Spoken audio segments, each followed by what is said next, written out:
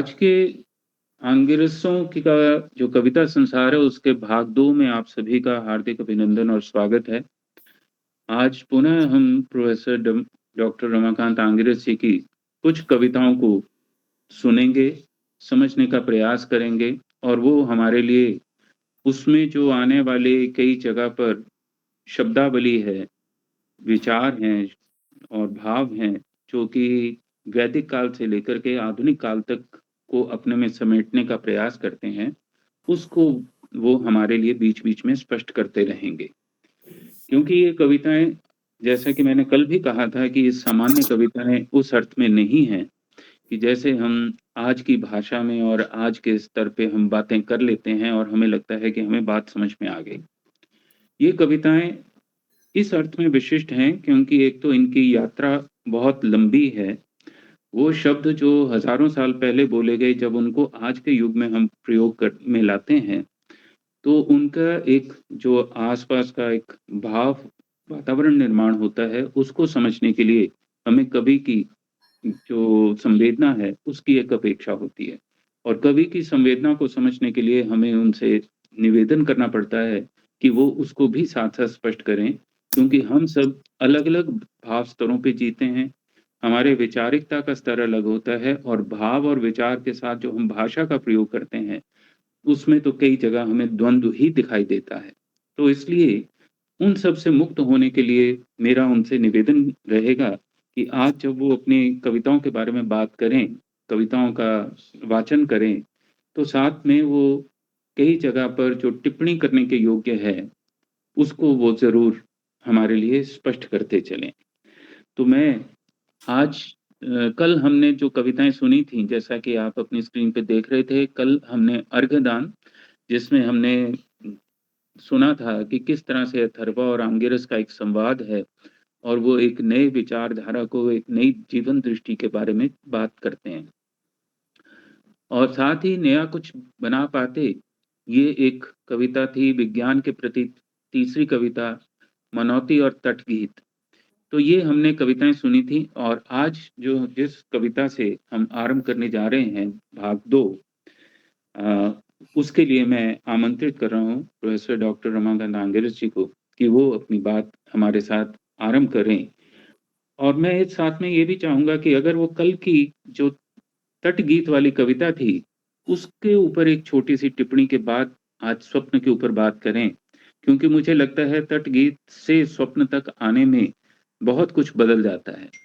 तट जो बिल्कुल स्थिरता है और स्वप्न जो बिल्कुल एक नई संभावनाओं के को बताता है, तो दोनों के बीच का जो संवाद कविता के माध्यम से उन्होंने सोचा होगा, समझा होगा, उस पे टिप्पणी करके वो स्वप्न शब्द के ऊपर बात आरंभ करें। जी।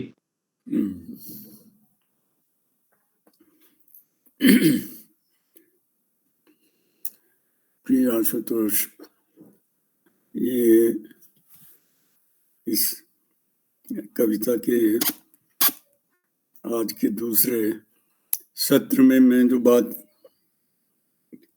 करने जा रहा हूँ, वो कविताओं के विषय में आपने जिक्र कर दिया है कविताओं का। और तटगीत के विषय में जो कहा है उसमें मेरा सिर्फ एक ही उसमें इस समय कथन होगा कि तटगीत एक प्रकार की वो सामाजिक एक स्थिरता है। गति के लिए जो स्थिरता होती है उसका महत्व बहुत होता है।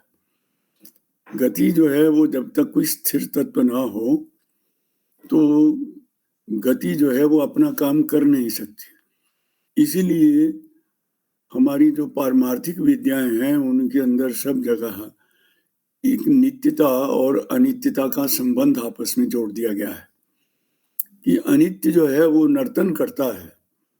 अनित्य को आप नेगेटिवली मत लें, अनित्यता एक फोर्स है। अनित्यता जो है वो नित्य के ऊपर ही नर्तन कर सकती है, अन्यथा वो शून्य में से उसका उदय होना और या शून्य आगे में से उदय होना है तो शून्य को ही आप स्थिरता मानेंगे। तो बिना स्थिर हुए हम जब बात भी करते हैं तो हम कहते हैं कि पहले तुम स्थिर हो लो, फिर अपनी बात शुरू करना। अब बात शुरू करना जो है वो एक गति है। इस गति को एक स्थिरता की अपेक्षा रहती है। गाड़ी है तो गाड़ी को गतिशील है, लेकिन उस गति के लिए उसे एक स्थिति का निर्माण करना पहले पड़ता है। एक उसके अंदर लाइन बनानी पड़ती है कि इस दिशा में ऐसे चलेंगे, और वो लाइन नीचे से स्थिर रहती है उसमें से। तो इसी के कारण हमारी जो पारमार्थिक विद्याएं थी उनके अंदर जब ये बात कही गई कि ये माया जो है वो गतिमूलक है और चेतना जो है वो स्थिति, वो सदा सनातन है, शाश्वत है। तो शाश्वतता, सनातनता को एक तत्व अपने साथ जोड़ के चल रहा है। तो तटगीत जो है वो एक प्रकार से कविता जो है वो एक उस स्थिरता की कथा है। लोग गति की कथा ही करते हैं, क्योंकि पहली कविता में मैंने कहा था प्रगति के पथिक रुको, प्रगति के पथिक रुको, जरा किनारे की ओर भी देखने का प्रयास करो कि किनारे की भी अपनी एक भाषा है, एक मौन है, जिसे दक्षिणामूर्ति स्तवक के अंदर कहते हैं मौन व्याख्या प्रकटन परम। वो दक्षिणामूर्ति जो है वो मौन से अपनी व्याख्या कैसे करते हैं। तो तट जो है वो भी वो लहरों की तरह शोर नहीं कर रहा है, कुछ नहीं कर रहा है, वो एक स्थिर है। लेकिन उसकी स्थिरता जो है वो कवि के सम्मुख वो मुखर हो रही है। वो उसकी भाषा को, उसकी रुदन को सुन रहा है कि नहीं, मुझे तो ऐसे ही अपने साथ अपने को बनाए रहना है और इसी में मुझे अनुत्तर हो जाना है, इसी में मुझे अपनी गरिमा को, अपने शिवत्व को प्राप्त करना है। इस स्थिरता में ही मुझे अपनी उस शाश्वतता को रखना है। यहाँ आकर के वो कहता है कि मैं निरुत्तर हो गया हूँ। अब प्रश्न जो हैं वो हमेशा गति को लेकर के ही होते हैं। तो अब तुम मुझे प्रश्न क्या पूछोगे? प्रश्न पूछने की अपेक्षा अब मुझे नहीं लगती है, तो क्योंकि मुझे अब तुम्हारी बातों का उत्तर क्या दूं? मैं अपने मौन के अंदर ही समाहित हो गया हूँ, अनुत्तर हो गया हूँ। मैं अनुत्तर जो है कश्मीर शैविज्म के अंदर वो शिव तत्व के लिए ही प्रयोग होता है, शिव के प्रति ही उसका कथन होता है। तो इस प्रकार की भावना उसमें मैं समझता हूँ कि तटगीत के मूल में रही है। और आज का जो संदर्भ है उसके अंदर देखिए सबसे पहले कविता है स्वप्न। तो स्वप्न का हमारे मनोविज्ञान में या हमारी भारतीय मनीषा ने स्वप्न का भी खूब विश्लेषण किया है।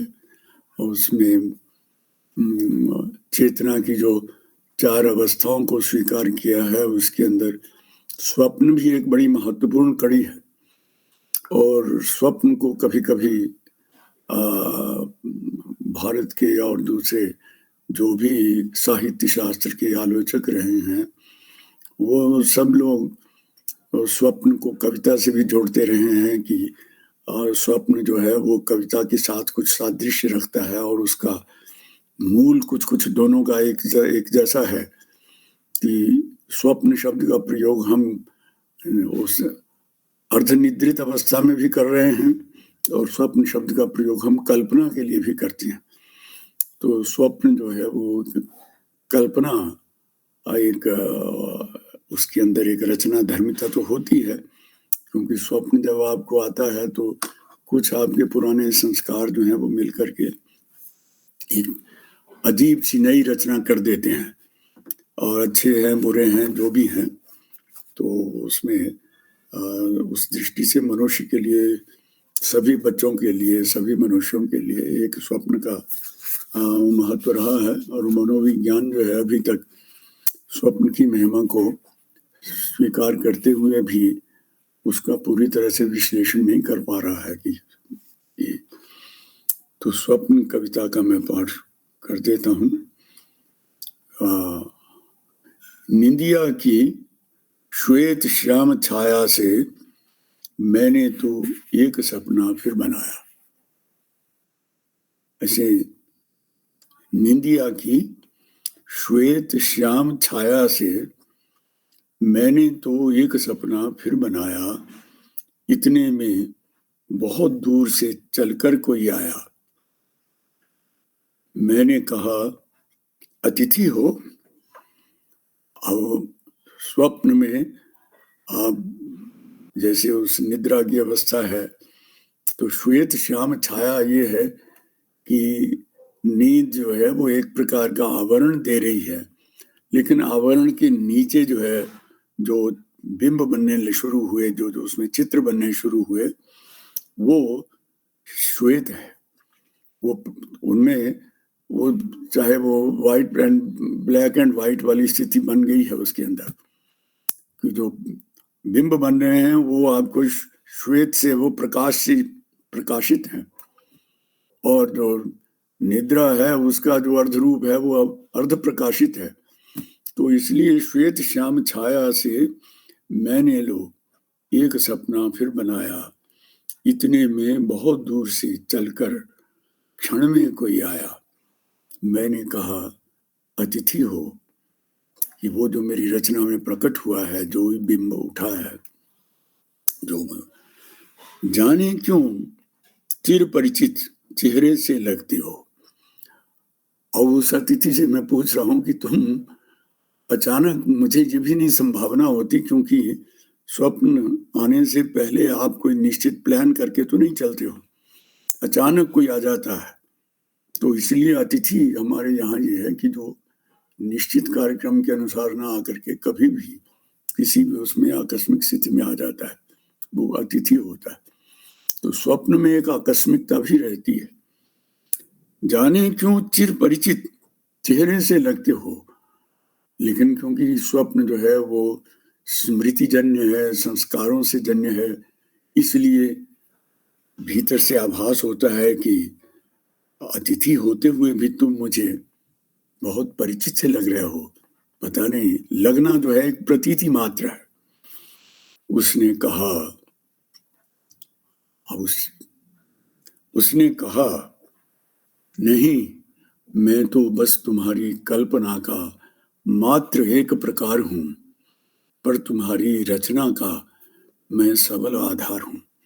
जिसको स्वप्न नहीं आते हैं, वो स्वप्न के माने मैं तुम्हारी कल्पना का, मैं इसलिए तुम्हें अतिथि होते हुए भी तुम्हें इसलिए लग रहा हूं कि क्योंकि मैं तुम्हारी ही कल्पना का मात्र एक प्रकार हूं, पर तुम्हारी रचना का मैं सबल आधार हूं।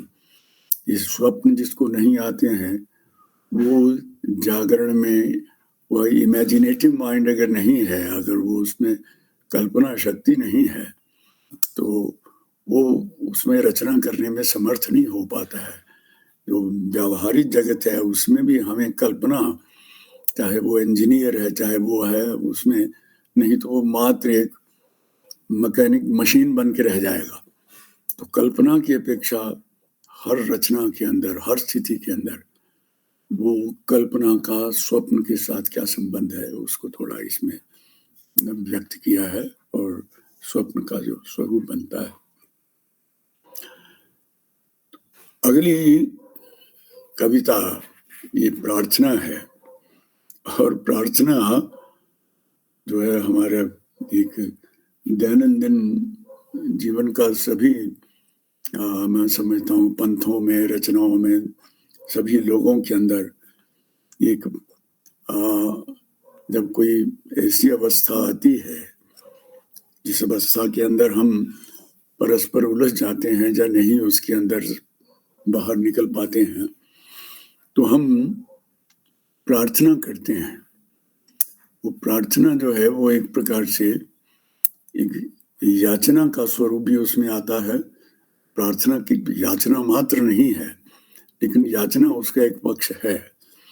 तो वो याचना जो है अपने इष्ट से, अपने प्रिय से हम करते हैं कि जो बात हमें समझ में नहीं आती, समझ में आनी चाहिए।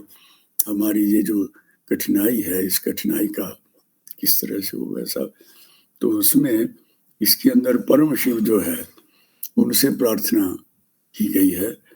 तो उसमें कुछ एक जो रूटीन प्रार्थना है, जो एक प्रायः प्रचलित प्रार्थना का रूप है, उसमें एक नवीनता का पुट भी शायद इसमें देखने को मिलता है।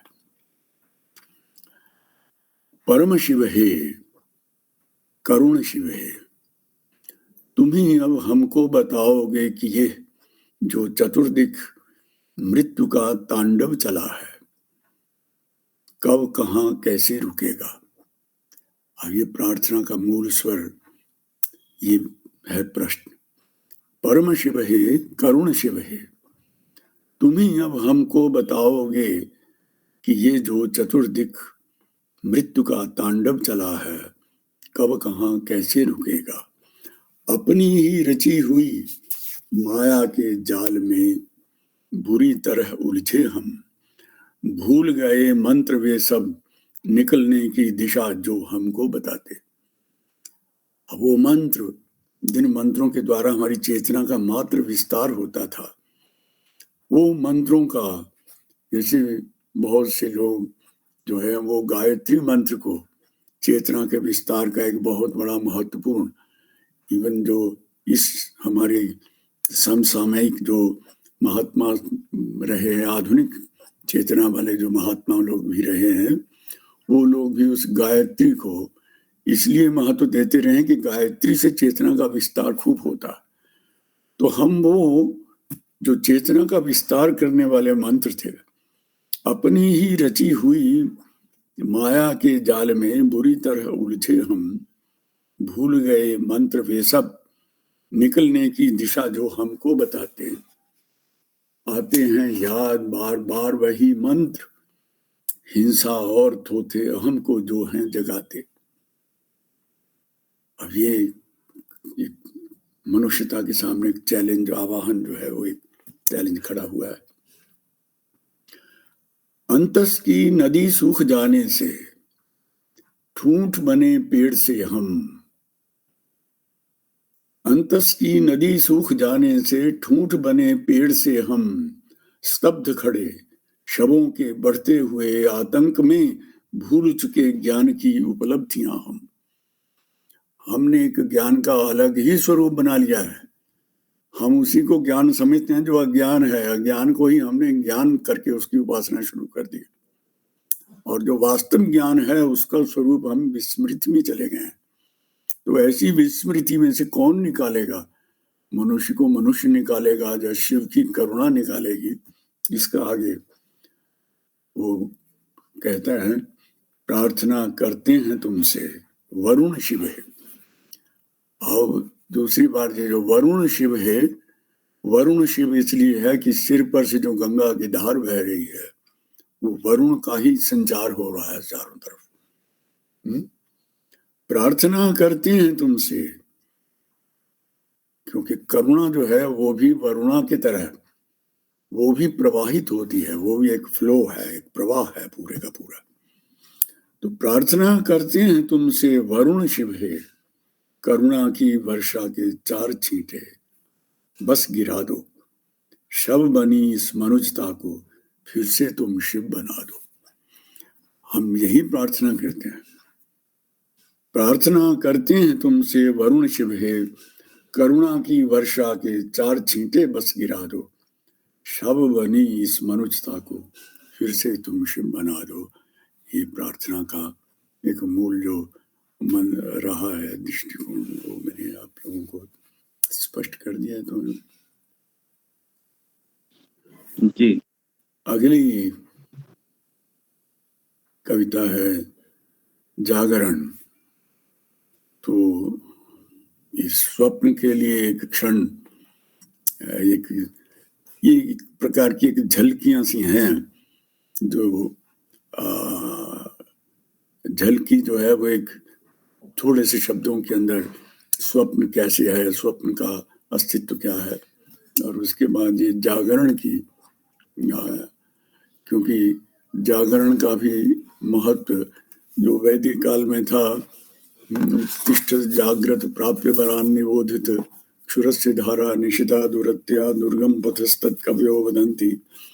ये मंत्र स्वामी विवेकानंद का भी एक बड़ा कंठहार बना हुआ था। वो बार-बार उसमें जागरण की बात बहुत करते थे कि जातीय जागरण, राष्ट्रीय जागरण और जागरण को कई जगह से जोड़ते थे। समाज के एक उत्थान के लिए भी वो जोड़ते थे। तो अब वो जो लेकिन एक नए संदर्भ में उस जागरण की बात हम कैसे करें? तो जागरण कविता जो है उसका मैं पाठ कर रहा हूँ। जीने के लिए बंधु जागना तो होगा, जीने के लिए बंधु जागना तो होगा, मंजिलों की दुनिया पार करने के लिए भागना भी होगा।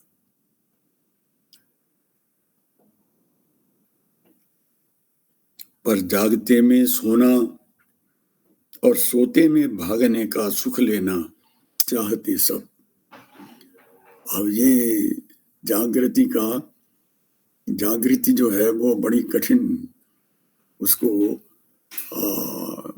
जागृति शब्द का जो भारतीय चेतना है उसके अंदर अगर हम अवलोकन करें तो ये जो मनुष्य के भीतर प्रश्नों का जागना, उसके अंदर जो औत्सुक्य है, जिज्ञासाएं हैं, ये सभी एक जागरण का ही स्वरूप बनाती है। जितनी उसकी जिज्ञासाएं हैं वो सब जिज्ञासाएं उसके जागरण के साथ ही जुड़ती हैं, उसके जागरण का ही एक अपेक्षा। इसलिए जब श्रुति जी बात कहती है कि उत्तिष्ठत जागृत प्राप्य वरान निबोधित, और कहीं कहते हैं उत्तिष्ठत मा स्वप्त अग्निमिच्छध्वम भारतः, भारत के लोगों उठिए जागिए, मां सोइए मत, अग्नि की कामना करो। तो अग्नि क्या है? अग्नि है शुद्ध रूप से गति। वो गति मूलक जो है अग्नि जो है, जहां भी रहता है उसके अंदर वो एक चलन, एक गति पैदा करती है। तो इसलिए जागरण का संबंध उस जागृति के साथ है जो एक आग्नेय धर्म है, एक अग्नि का धर्म है उसके अंदर। तो जीने के लिए बंधु जागना तो होगा, मंजिलों की दुनिया पार करने के लिए भागना भी होगा, पर जागते में सोना और सोते में भागने का सुख लेना चाहते सब। ये आप सहृदय लोग हैं तो उसको आप स्वयं इस अवस्था का अनुभव कर सकते हैं कि सोने में भागने का सुख लेना चाहते सब।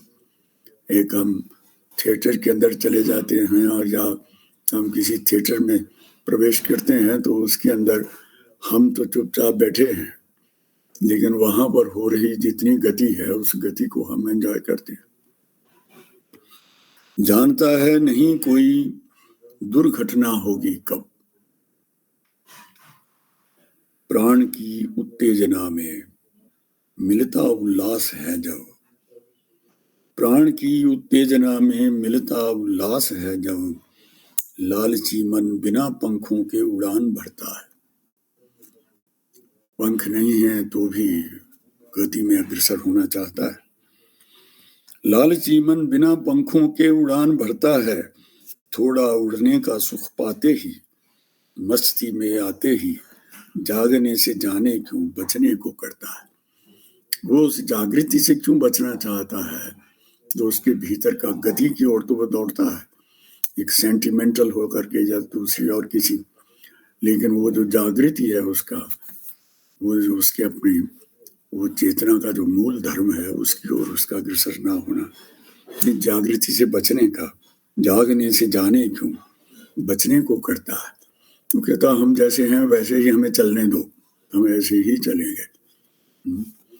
तो ये जागरण का एक दूसरा जो प्रकरण है उसको इस कविता के अंदर प्रकट किया गया है। तो कुछ कविताएं ये जीवन की एक गहनता से संबंध रखते हुए भी मैं समझता हूँ कि कुछ थोड़ी सी श्रोताओं के लिए क्लिष्ट हो सकती हैं। जी। अगली कविता है अनिर्वच। अब ये अनिर्वच का स्वरूप जो है वो इस कविता के अंदर एक ऐसे समझना होगा कि एक एक शब्द जो है उसका जो परिवेश है, एक शब्द जो है उसका जो आलोक है, वो कविता बन गई है। अनिर्वच एक शब्द है जो भारतीय दृष्टि में बहुत प्रयोग होता है। अनिर्वचनीय या अनिर्वच या ये बहुत प्रयोग होता है, लेकिन एक शब्द जो है उसका एक ऑरा होता है, एक आभा मंडल होता है, वो आभा मंडल जो है वो कविता बन जाती है। तो एक केंद्रीय शब्द जो है वो अनिर्वच है। उसका आप क्या आभा मंडल बनता है ये आप देख लीजिए। यह महज संयोग था या योजना कोई, बहती हुई धारा में मिले हम तुम मानवीय संबंध लेकर। ये महज संयोग था या योजना कोई, बहती हुई धारा में मिले हम तुम मानवीय संबंध लेकर, एक दूसरे से जुड़े और साथ साथ चले मंगल घट लेकर। ये महज संयोग। अब एक बात निश्चित कैसे कहें, यथा काष्ठम च समयाताम महोदधौ। एक लकड़ी कहता है कि धारा के अंदर इधर से आई, एक लकड़ी उधर से धारा से बहती हुई आई, और दोनों वो धारा के अंदर दो धाराओं में अलग अलग से आते हुए दो लकड़ियां एक जगह इकट्ठी हो गई, और फिर जहां से धारा जो थी वो बंट गई, और बंटते ही वो एक लकड़ी उधर चली गई, एक लकड़ी उधर चली गई। तो ये मनुष्य जीवन के अंदर भी क्या कहीं ऐसा आभास, ऐसा प्रकाश तो नहीं है पड़ता है। ये उसमें संभवतः शास्त्रीय परिभाषा के अंदर यथा काष्ठम च समयाताम महोदधौ तथैव च व्यपेयाताम तद्वद भूत समागम। ये प्राणियों का समागम जो मिलना है ये भी कुछ इसी तरह का ही है। क्या ये सचमुच आकस्मिकता थी या निश्चित था? हम जब जीते हैं तो निश्चित रूप से जीते हैं, चाहे वो हमारा दाम्पत्य संबंध हो, कहीं का कोई कहीं से, कोई कहीं से आकर के इकट्ठे हो जाते हैं, फिर उनके अंदर एक एक निष्ठता बनती है, एक ऐक्य बनता है। तो वो ऐक्य है या क्या है, ये अनिर्वचनीय है। वो ऐक्य है या आकस्मिकता है।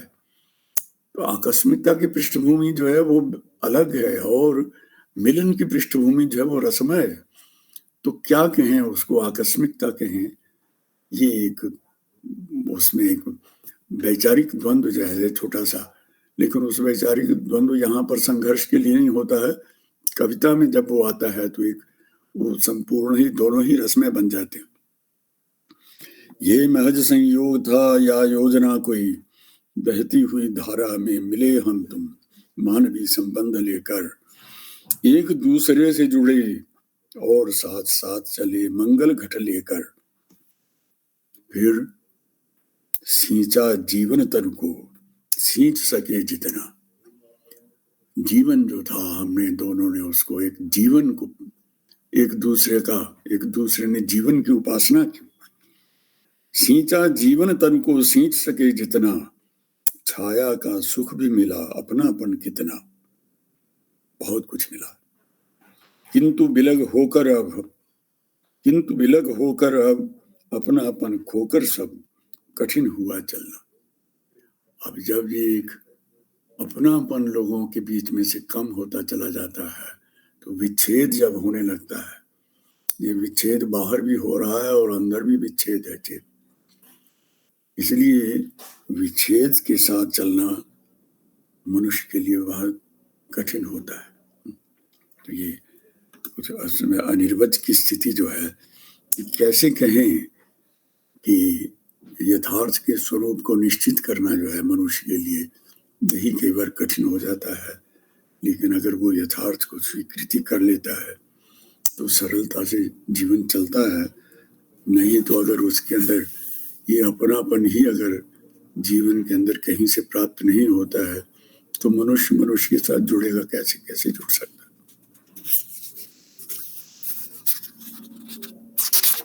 अगली कविता का शीर्षक है सपने जो बदल गए। ये कविता भी आपके साथ में साझा कर लेता हूं कि क्योंकि सपनों का मेरी दृष्टि में एक जागृत से सुषुप्ति से सबसे ये मध्य की स्थिति है स्वप्न। और जो जीवन जो है इसके लिए भी बराबर जो बड़े दार्शनिक लोग थे, वैचारिक लोग थे, उन लोगों ने जीवन का भी स्वप्न के साथ एक तुलना बराबर वो करते रहे। संसार है स्वप्न तुल्यो ही राग द्वेष आदि संकुल। तो ये स्वप्न जो है प्रबोधे सत्यवत भांति, जागरण होने पर वो सत्य की तरह लगता है, लेकिन जब चल रहा होता है तो वो सच ही लगता है सपना। तो सपने जो बदल गए कविता का शीर्षक है, इसको प्रस्तुत कर रहा हूं। बचपन के सपने में जिन्हें देखते हुए मैं बड़ा हो गया था। बचपन के सपने में जिन्हें देखते हुए मैं बड़ा हो गया था, होते थे जलपूरित भरी भरी नदियों के वह प्रवाह रोमांचक। बाल्यावस्था के अंदर अगर नदी के किनारे बच्चा खड़ा होता है तो उसको डर लगता है उससे, लेकिन वो रोमांचक होता था कि जल का देखना जो है, स्वप्न में वो जल का देखना जो है वो शुभ ही होता था। तो बचपन के सपने में जिन्हें देखते हुए मैं बड़ा हो गया था, होते थे जलपूरित भरी भरी नदियों की वह प्रवाह रोमांचक। हरे भरे वृक्षों पर झूलती लताओं की छाया में खेल रहे वन खग कुल के कलरव। ये स्वप्न बाल्यावस्था के स्वप्नों में कुछ इसी प्रकार का प्रकृति का रोमांस जो है, प्रकृति बड़ी रोमांटिक लगती है बाल्यावस्था में। पता नहीं कभी कभी अनदेखा सागर भी लहराने लगता था। देखा नहीं था समुद्र कभी, लेकिन पता नहीं। अब यहाँ पर स्वप्न जो है वो किसी उसमें जन्मांतर की स्थिति को भी प्रकट करने लगता है। पता नहीं कभी कभी अनदेखा सागर भी लहराने लगता था, छोटे से सपनों के दर्पण में आतंकित कर देता, अपने विस्तार से दहलाने लगता था। कभी कभी पर्वत की उत्तंबित चोटियों से कोरा मन सहम जाता। कभी पर्वत के स्वप्न आते हैं, अब ये पर्वत क्या है, जीवन में आगे आने वाली महत्वाकांक्षाएं हैं या क्या है। कभी कभी पर्वत की उत्तंबित चोटियों से कोरा मन सहम जाता, चढ़ते हुए उन पर मैं गिरने को हो आता। लेकिन तब भारत यह गांव का भारत था। यहाँ से एकदम कविता जो है कि रुख बदलती है अपना। गांव का भारत था, गांव का सपना ही सपना भारत का था। धरती जन जंतु सब भारत का अपना था। तो मेरा जो परिवेश दिन में जो मैं देखता था वही मेरे सपनों में आता था। स्वप्न जो है मेरा कोई यथार्थ नहीं, वो जो मेरा बाहर का यथार्थ था वही स्वप्न के अंदर एक रोमांस पैदा कर देता था। गांव उस समय गांव का भारत था, गांव का सपना ही सपना भारत का था। धरती जन जंतु सब भारत का अपना था। किंतु मैं कुतूहलवश तेजी से बढ़ते हुए शहरों की ओर आया। किंतु मैं कुतूहलवश तेजी से बढ़ते हुए शहरों की ओर आया। बदल गए सपने सब, नदियों का रूप बदल, बन गई खुली लंबी पथरीली सड़कें अब। दोनों ओर छोरों पर उग आए लोहे और पत्थर के बने हुए जंगल सब। ये सब आप अनुभव कर सकते हैं। सपनों में अनबूझे चेहरे अब आते हैं। अब शहर में मैं आ गया हूं, तो शहर में अब मेरा यथार्थ बदल गया। शहर का यथार्थ और वर्तमान नगर का यथार्थ, प्राचीन नगरों का यथार्थ भी गांव के साथ एक तालमेल रखता था। और जितने अवंती, कांची, ये आदि जो नगरों की चर्चा होती है, सप्तपुरियों की चर्चा, वो सभी जो थे वो शहर होते हुए भी, नगरपुर होते हुए भी ग्रामों का बहुत, गांव के साथ बड़ा उनका संबंध होता था। सपनों में अनबूझे चेहरे अब आते हैं, चेहरों पर पथरीली रेख देख प्राण सूख जाते हैं। अब ये जो एक रोबोट किस्म का जीवन बन रहा है, सपनों में अनबूझे चेहरे अब आते हैं, चेहरों पर पथरीली रेख देख प्राण सूख जाते हैं। संवरे सजे भवनों में, बने शयन कक्षों में मैं जब भी जाता हूं, ठीक से तो सो भी नहीं पाता हूं। सपनों के उपवन को उजड़ा सा पाकर मैं चौंक जाग जाता हूं। इसकी मुझे समझो व्याख्या करने की अपेक्षा नहीं है। लेकिन बहुत सुंदर कविता है। बहुत सुंदर कविता है। आज के युग की जो स्थिति है उसको वो बिल्कुल स्पष्ट रूप से प्रस्तुत करती है। जी। अब एक कविता है जिसका शीर्षक ब्राह्मण है, और ये ब्राह्मण शब्द का अनादिकाल से ही हमारे संस्कृति में प्रयोग होता हुआ वो, और एक बड़ा ही आधुनिक युग के अंदर, क्या पुरानी धारणाओं में भी, बहुत सारी सामाजिक धारणाओं में ये बड़ा कंट्रोवर्शियल शब्द रहा। और उसके अंदर हम ऐसा शब्द जिसको हम प्यार किए बिना रह भी नहीं सकते थे, और जिससे भागने की कोशिश भी हम करते रहे हैं, और उसका दोनों तरह से ब्राह्मण शब्द का प्रयोग हुआ। भाग भी नहीं सकते उससे, क्योंकि वो, उसका जो योगदान है वो एक अद्भुत प्रकार का है, और उसके कारण जो सामाजिक अवगति को उसके साथ जोड़ के जब देखा जाता है, तो फिर उसके अंदर वो एक, उसके अंदर जो है एक उसके प्रति एक विरोध का भाव भी जागृत होता है। लेकिन वास्तव में ब्राह्मण को समझने का प्रयास शायद ये कविता करती है, इसलिए उसे इस बात की चिंता नहीं है कि समाज के लोग उसे नेगेटिवली देखेंगे या पॉजिटिवली देखेंगे, लेकिन ब्राह्मण का जो मौलिक अस्तित्व है, ये कविता उसको अभिव्यक्त करती है।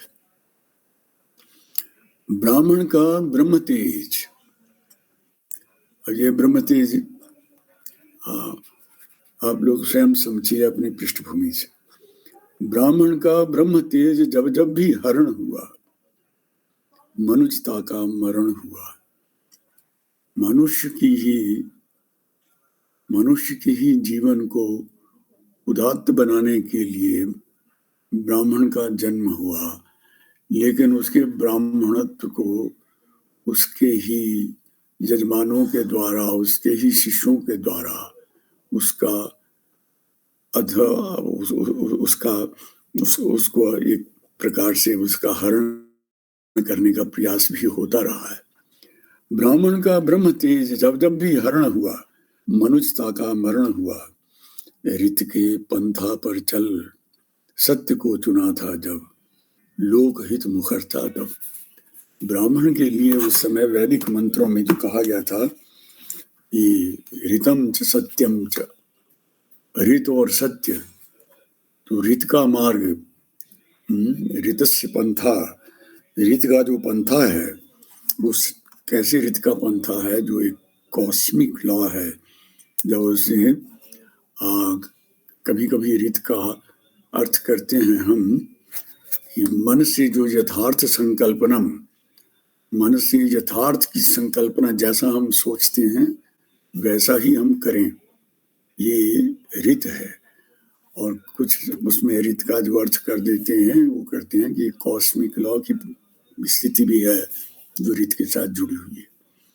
और सत्य का दोनों ही तरह से सत्य के बारे में भी ये कहा जाता है कि सत्य जो है वो वाचा यथार्थ कथनम, वाणी से यथार्थ कहना सत्य है, लेकिन वाणी से ही सिर्फ यथार्थ नहीं, सत्य जो है उसमें एक तालमेल है कि ज्ञान और क्रिया में ऐक्य हो। एक ज्ञान दूर कुछ क्रिया भिन्न है, जब ऐसा हो जाता है तो फिर गड़बड़ होती है। ऋत के पंथा पर चल, सत्य को चुना था जब, लोक हित मुखर था तब। तो उस समय एक ही मार्ग था ब्राह्मण के लिए भी कि जो लोक है, लोक का संरक्षण कैसे हो। लोक के संरक्षण के लिए उसने विभिन्न विद्याओं का, जो भी है उस विद्याओं के आविष्कार के अंदर जो योगदान किया वो महत्वपूर्ण था। ऋत के पंथा पर चल, सत्य को चुना था जब, लोक हित मुखर था तब। प्राणों में अनुनादित दिव्यता के सारे स्वर, पुण्य पाप और शाप का कहीं कोई द्वंद्व ना था। उस स्थिति के अंदर मनोमय थी जीवन की प्रतिगति में सूर्योदय सा एक ही बस छंद था। वाणी सब मनोमय थी, ये वाणी सब मनोमय थी। ब्राह्मण की वाणी में जो मन में था, मनस्येकम वचस्येकम कर्मण्येकम महात्मना, महात्मा का लक्षण ये है जो मन में है वचन में है, जो वचन में है वो कर्म में है। तो कर्म मन वचन के अंदर, और दूसरी स्थिति जो है वो क्या है कि मन में कुछ और, वचन में कुछ और कर्म में कुछ और, लोक जीवन ऐसे चलने लगे। तो लोक जीवन को एक दिशा देने के लिए क्या था, प्राणों में अनुनादित दिव्यता के सारे स्वर, पुण्य पाप और शाप का कहीं कोई द्वंद्व न था। वाणी सब मनोमय थी, जीवन की प्रतिगति में सूर्योदय सा एक ही बस छंद था। एक ही छंद माने एक मन प्राण और वचन के अंदर ऐक्य। क्या हुआ फिर, लेकिन इतिहास के अंदर फिर क्या होता है, क्या हुआ फिर, मनुज का सिर क्षुद्र सत्व लोगों से पूजा के फूल पाकर, प्रतिग्रह के शूल के आघात खाकर, ब्रह्म तेज क्षरण हुआ, पशुता का वर्ण हुआ, मानव का मरण हुआ। ये ब्राह्मणत्व हमारी चेतना का, शूद्र की चेतना का भी एक हिस्सा जो है वो ब्राह्मण है। क्षत्रिय की चेतना का भी एक भाग जो है वो ब्राह्मण है। वैश्य की चेतना का आधार भी वो ब्राह्मण है। वो जब ब्रह्म तेज का क्षरण होता है तो ब्राह्मण का मरण हुआ और पशुता का वर्ण हुआ, मानव का मरण हुआ। ये मनुष्य की एक प्रकार से मृत्यु थी। मैं समझता हूँ कि आशुतोष जी ये जी 5 कविताएं पर्याप्त हैं। जी जी, आज के सत्र के लिए ये जो पंच संख्या है वो मुझे लगता है पर्याप्त रहेगी, क्योंकि ये कविताएं कोई बहुत आम या कविताएं नहीं हैं, तो इनको थोड़ा सा समझने में, इनको स्वीकार करने में थोड़ा सा हमें प्रयास करना पड़ता है, क्योंकि शब्दावली और उसके पीछे के जो, जैसा कि मैंने शुरू में कहा था कि वेद से लेकर के आधुनिक जो बोध है वहां तक ये सारा का सारा अपने विस्तार को अपने में समेट के चलती हैं। तो वो धीरे धीरे ये कविताएं हमारे सामने खुलेंगी, इनका उन्मेष होगा। तो वो अच्छा रहेगा। और बल्कि मैं एक जाते-जाते एक अंतिम टिप्पणी आपसे पूछना चाह रहा था कि आप जी, टिप्पणी करें, कि अभी जैसे मैं ये कविताएँ देख रहा था तो ऐसा लगा कि जैसे इसमें काश्मीर शैव दर्शन के कहीं पक्ष जैसे शिव की आपने बात की, हाँ, फिर कहीं उपनिषदों की चर्चा के संदर्भ हाँ, भी ऐसे दिखाई दे रहे हैं। और साथ ही साथ जो प्रकृति के साथ जो संबंध है, कि दर्शन और प्रकृति या, जो सहज रूप में आपके जीवन का हिस्सा रही होंगी, या। अनुभव उनके रहे होंगे, उस पे एक टिप्पणी मैं चाहता हूँ कि चलते-चलते आप एक संक्षिप्त टिप्पणी उसके ऊपर करें। तो उसके बाद आज के इस सत्र को यहीं विश्राम देंगे। हाँ, उसमें देखिए एक बड़ी स्थिति ये है कि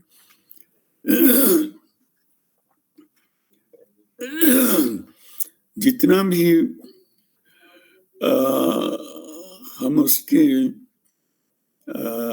भारतीय संदर्भ कहने के पीछे हालांकि हम लोग बहुत ज़्यादा प्रयोग उस तरह से भारतीयता का भी को बहुत प्रयोग प्राचीन ग्रंथों के अंदर इस ढंग से प्रयोग नहीं करते थे, समझते थे और उसको एक बार कह दिया और उसको समझ लिया, आत्मसात कर लिया बात को। लेकिन मौलिक रूप से अगर हम देखते हैं तो हमारा वह जीवन जो इसमें जब तक ये पाश्चात्य बोध जो है, पाश्चात्य बोध के साथ एकीकृत नहीं हुआ था। वो एक ऐसा समय था कि जिसके अंदर एक इसी देश के अंदर जो कुछ भी घटनाएं होती थी, जो कुछ भी होता रहा, जैसे चलता रहा, इस भारतीय भूखंड का वो एक ऐसा स्वरूप था कि वही सब श्रुति में, वही स्मृति में, वही सब पौराणिक साहित्य में, दूसरे साहित्य की विविध प्रेरणाओं में वही स्फुरित होता था। उसमें कहीं कोई कृत्रिमता नहीं थी, कोई नाटकीयता ऐसा उसमें मिथ्यात्व नहीं था। तो जो मैं जी रहा था वो बाहर देखने को भी मुझे वही ग्राम जीवन, ग्रामे अस्मिन् नातुरम, अगर वेद कहता है कि इस गांव में कोई आतुर ना हो, कोई व्यथित ना हो। लोग आमतौर पर यही बोल देते हैं कि वो वसुधैव कुटुंबकम, ये एक बड़ा स्लोगन बन गया हुआ है और लोग ये जब भारतीयता को परिभाषित करते हैं तो झट से ये, लेकिन उसके अंदर ये सत्यमेव जयते नानृतम, ये जब बात लिखी गई थी कॉन्स्टिट्यूशन उसमें पार्लियामेंट के अंदर, तो सत्यमेव जयते नानृतम, ये ये एक आम आदमी बड़ी गंभीरता से इसको लेते हुए मैंने देखा उसको। मैंने उस समाज को देखा है कि जिसके अंदर रूढ़ियां थी, कुछ उसके अंदर त्रुटियां भी आ गई थी, ये सारी बातें थी, लेकिन इसके अतिरिक्त उसको अपनी चेतना का जो स्वरूप था वो बड़ा स्पष्ट था। वो समझता था कि झूठ बोलने से क्या होने जा रहा है। वो चाहे शूद्र जाति से हो, चाहे वो वैश्य जाति से हो, ब्राह्मण से हो, क्षत्रिय से हो, किसी से भी हो, एक समाज में एक संगठितता का भाव था। ऊपर से देखने में वो विभिन्न जातियां लगती थी, लेकिन अंदर से उन लोगों का आपस में एक प्रकार का बहुत अच्छा संबंध भी था। वो उसके प्रमाण मिलते हैं, बराबर मिलते हैं हमें कि उसका आपस में। और तब ये व्यावसायिक ताजा, ये जो बाहर की जो मार्केटिंग फोर्सेस है, लोग उसकी अपेक्षा कृषि संस्कृति को इसलिए आगे रखते थे क्योंकि वो समझते थे कि ये कृषि जो है वो प्रकृति के बहुत ही साथ जोड़ने वाली प्रक्रिया है। और उसके अंदर हालांकि कृषि के अंदर भी वो ऐसा नहीं था कि उसमें किसी तरह के लोग जो थे वो मैकेनिक्स नहीं होते थे, इंजीनियर नहीं, सब तरह की विद्याओं का विकास लोगों ने किया हुआ था। लेकिन वो प्रकृति के क्षरण से बचना चाहते थे, बचते थे। और अपने व्यक्तित्व के प्रति भी वो बड़े निर्मोही भाव से कि मेरा मन जो है वो इस प्रक्रिया में से वो वो क्या था, वांग में मनसि प्रतिष्ठिता, मेरी वाणी मन में प्रतिष्ठित हो, मनो में वाचि प्रतिष्ठितम, और मन जो है वो वाणी में प्रतिष्ठित हो, वाणी मन में प्रतिष्ठित हो। आविर आविर में यदि फिर मैं अपने भीतर से कोई बात को सहज रूप से कहूं तो उसका अर्थ होगा, वो लोगों को जचेगी, बात में कुछ सार्थकता आएगी उसके अंदर। इसलिए भारतीय जितना साहित्य वैदिक काल से लेकर के अब तक का जितना प्राप्त हो रहा था 1950s तक या उसमें जो उपलब्ध हो रहा था, वो उसमें कहीं कोई इस तरह का व्याघात नहीं था। जो उसके अंदर जो पाश्चात्य बोध के मिल जाने के बाद उसके अंदर एक कंफ्यूजन आना स्वाभाविक था, क्योंकि जब कोई मिश्रण सहज ऊपर ऊपर से होता है, एकदम आपके ऊपर आरोपित होता है, तो आरोपित काल का जो कंफ्यूजन वो क्रिएट करता है, आरोपित काल का जो योगदान होता है वो कंफ्यूजन पैदा करने का होता है। तो ये एक ऐसा समाज था, एक ऐसी स्थिति थी जो कृषि के कारण ग्राम परक थी, और हम सुनते भी यही आ रहे थे। वो चाहे उसमें राजनीति के संदर्भों से आती थी बात कि 75%, 80% भारत जो है वो बसा हमारे गांवों में है, हिंदुस्तान बसा कहाँ, वो बसा हमारे गांवों में। तो गांव का जो महत्व था वो वैदिक काल में जो हम शांति पाठ करते थे उसमें भी वो था, ग्रामे अस्मिन् नातुरम। नगर की बात नहीं करते थे, नगर में बैठे हुए पंडित भी ग्राम की ही बात करते थे, कि इस गांव में कोई भी आतुर ना हो। तो वो गांव की जो ग्राम था, उसकी ग्राम चेतना जो थी उसका बहुत मूल्य था, और उस ग्राम चेतना को मैंने स्वयं अपने करीब से देखा है, उसको मैंने उससे सीखा, समझा उससे। तो ग्राम की जो प्रक्रिया थी उसके अंदर एक जो बात आ रही थी उसमें इस तरह का व्यामोह नहीं था, अपने बारे में भी स्पष्टता थी, दूसरे के बारे में भी स्पष्टता थी। चाहे वो उसमें निषेधात्मकता के स्तर पर हो या विध्यात्मकता के स्तर पर हो, लेकिन एक उसमें सूझबूझ लोगों की अपनी थी। पर ये उसके अंदर जो एक अंतर आया है, उससे कुछ लोगों ने उसको ठीक ढंग से पॉजिटिवली पाश्चात्य बोध को स्वीकृत किया, कुछ लोग जो है वो उन्होंने मोहवश। तो दो तरह की स्वीकृति होती है, पाश्चात्य बोध को बोधपूर्वक स्वीकार करना, और एक है अबोध मोहवश स्वीकार करना। जिन लोगों ने पाश्चात्य बोध को मोहवश स्वीकार किया वो पश्चिम के पागलपन के दीवाने हो गए, उसमें कंफ्यूजन आया है, उसके अंदर भ्रांतियां आई हैं, उसके अंदर बहुत विडंबना आई। लेकिन जिन लोगों ने बोधपूर्वक पाश्चात्य बोध को स्वीकार किया, उन लोगों की रचना धर्मिता को अंदर एक गरिमा आई है, एक संशोधन भी आया है। इसलिए पाश्चात्य बोध को अगर आपने उससे, तो इन कविताओं के अंदर आप देखेंगे कि उपेक्षा नहीं है, पाश्चात्य बोध के प्रति कोई निंदा का भाव नहीं है, लेकिन पाश्चात्य बोध में उभरने वाली जो विकृतियां हैं उनके प्रति जागरूक रहने में, ग्रहण करने की प्रक्रिया में हमें जागरूक तो रहना पड़ता है। ग्रहण की प्रक्रिया के अंदर यह है कि जब हम रस आता है तो रस के साथ कुछ घास फूस भी चला आता है, तो घास फूस को निकालना और फिर उसको स्वीकार करना, ये दो अलग बातें थी। तो इन कविताओं के बोध के मूल में मैं समझता हूँ कि एक प्राचीनता का कोई जड़ स्पंदन, जड़ता नहीं है, उनमें एक अपना जीवन का स्पंदन है।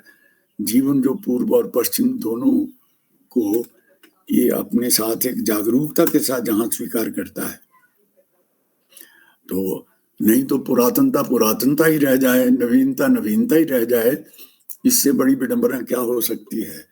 इसलिए पुराण शब्द का जब अर्थ भारतीय संत लोगों ने किया तो उन्होंने किया पुरा नवम भवती जी, वो पुराने और नए के बीच का संधि स्थल है।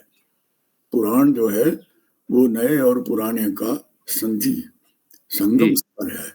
और संगम में जो लोग डूबते हैं, सीता सीते सरिते यत्र संगते तत्राप्लुतासो दिवमुत्पतन्ति। वेद कहता है कि जो संगम के अंदर जो डुबकी लगाते हैं, शीत और असित नदियों के संगम में जो डुबकी लगाते हैं, वो दिवमुत्पतन्ति, उनके अंदर दिव्यता अपने आप चली जाती है। ओम शांति शांति। बस हो गया। चलिए बहुत अच्छा है। ये अपेक्षित भी है क्योंकि जब तक ये टिप्पणियाँ साथ में नहीं तो होंगी, ये तुम्हारा तो इन कविताओं को हम ठीक तो से जो बेटा है ये ना तुम्हारा आग्रह है, तुम्हारे आग्रह जी, से। चलिए ठीक है, तो आज के इस सत्र को, द्वितीय सत्र को हम यहीं विश्राम देते हैं और कल पुनः तीसरे सत्र के साथ हम आप लोगों के साथ मिलेंगे। आज के लिए आप सबका आभार, धन्यवाद। ओम।